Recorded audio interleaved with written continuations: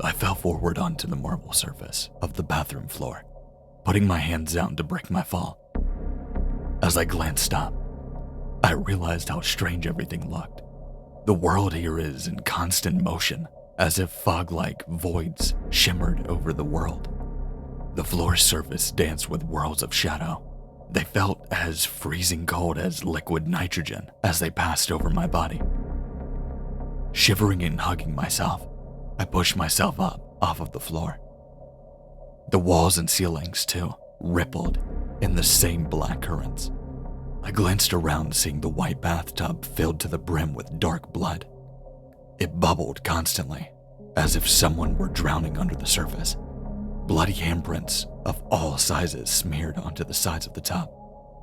The smell of copper grew strong, mixing with the strange smell that emanated from the shadows, a pungent chemical odor like ammonia.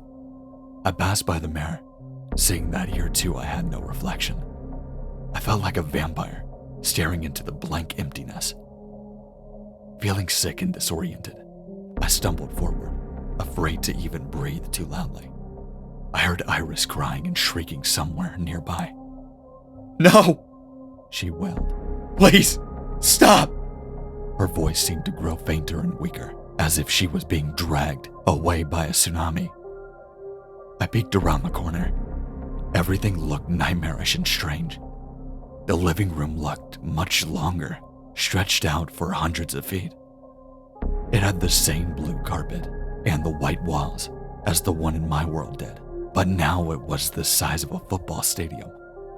The dark red couch had lengthened to an absurd size, stretching wide enough to fit 100 people on it. The TV loomed across the room like the screen of a movie theater. It flickered constantly, showing a cacophony of white noise and static illuminating with horrible images. Naked corpses with their throats sliced out ear to ear, burning bodies, people falling to their deaths from burning buildings. But none of that was what made the involuntary gasp of horror rise out of my throat.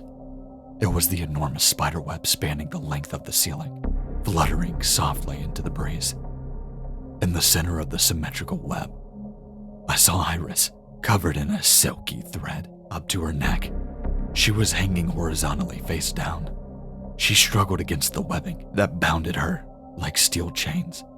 Her eyes bulged from her head as she stared fixatedly at the cadaver approaching her.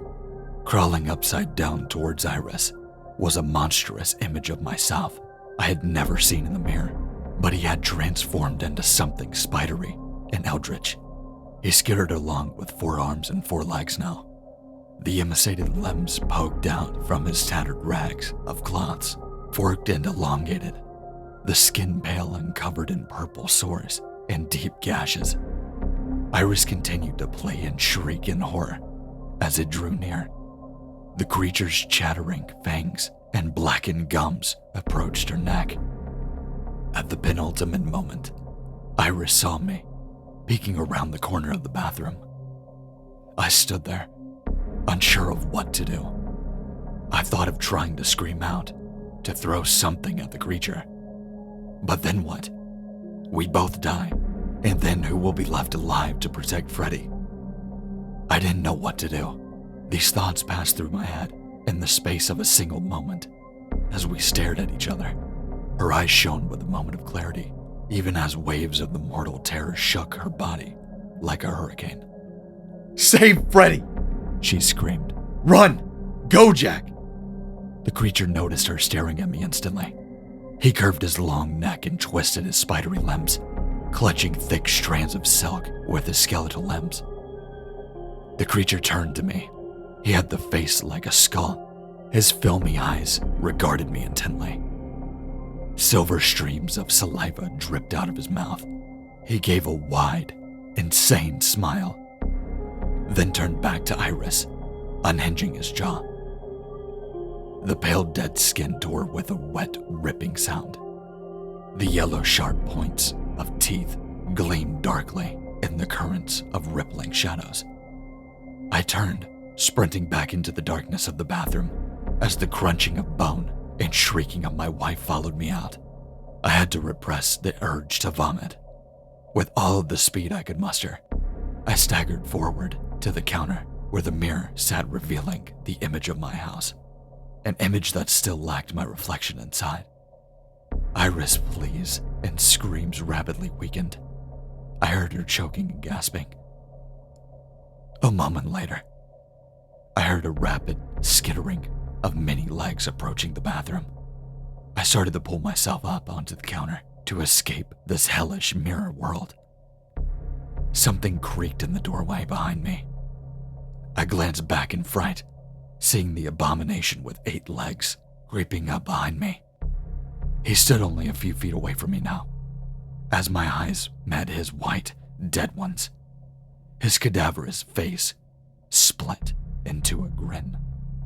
A wave of adrenaline shook my body. My vision turned white in the darkness. With a pounding heart, I pushed myself up and lunged through the mirror. The 8-limbed abomination with my rotted face gave an insane shriek. I felt a freezing cold hand wrap around my ankle and begin to drag me back. "No!" I shrieked, trying to kick blindly at the mirror creature's dead face. "I'll never go with you. Never!" I smashed my sneaker into his jaw. There was a shattering sound, as if ceramic vases had been dropping, the chattering of sharp teeth, and the shrieking cut off abruptly. Looking back, I saw the corpse's broken jaw, hanging on by only a few shreds of tendons and muscle. The eyes went slack, and I felt the grip loosen for a brief moment. I pushed myself forward and slid through the mirror. The freezing cold pins and needles sensation returned, running over my body like water. I collapsed headfirst onto the sink, rolling onto the floor, with a jarring thud. The shrieking of the 8-limbed corpse continued behind me. I saw him trying to force his elongated body through the mirror. The long arms with their sharp fingers reached through, swiping wildly at the air. Before I could escape, one of them came through and cut 4 deep gashes into my chest. My shirt instantly became soaked in blood as a burning pain ran up my body. I heard someone pounding at the front door, but in the panic of the moment, I could barely think. As the rest of the cadaverous creature tried to push his way through the mirror, I dragged myself out of the bathroom. I slammed the door shut, even as the sounds of breaking and shattering followed me out of the bathroom. Ignoring the pain radiating through my body, I ran over to the couch and began shoving it toward the door shuddering in its frame. The house and the floor shook as the corpse threw his enormous body into the wood over and over again. Cracks spiderwebbed down the front of it, and I knew it wouldn't last more than a couple more seconds. "Freddy!" I screamed, looking around frantically. My heart dropped when I remembered that I had told him to hide behind the couch. He was not there, not anywhere in the living room. "Freddy! Where the hell are you?" "Dad!" A voice responded from outside. It sounded like Freddy's voice, but it was eerie, as if his voice had gotten caught between stations of a radio. It sputtered with static. It fell and rose in an ear-splitting scream. "Dad! Let me in! Please! They're going to hurt me!" I ran to the front door, looking outside, but I saw no sign of Freddy. The sky changed though. The moon had changed from orange to a dark red, the color of a burst blood blister.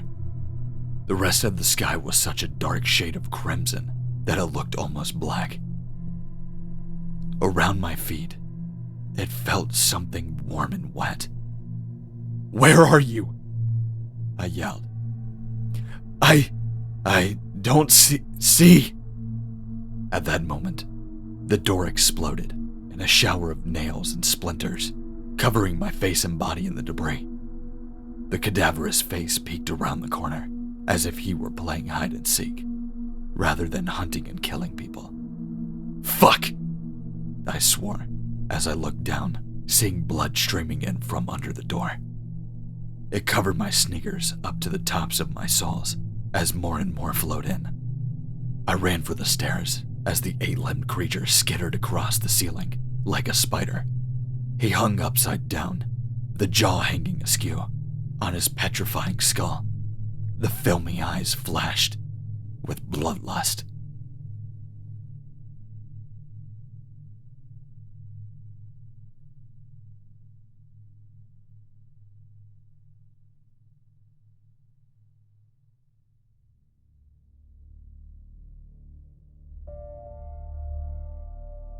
Thanks for watching. I really hope you enjoyed it.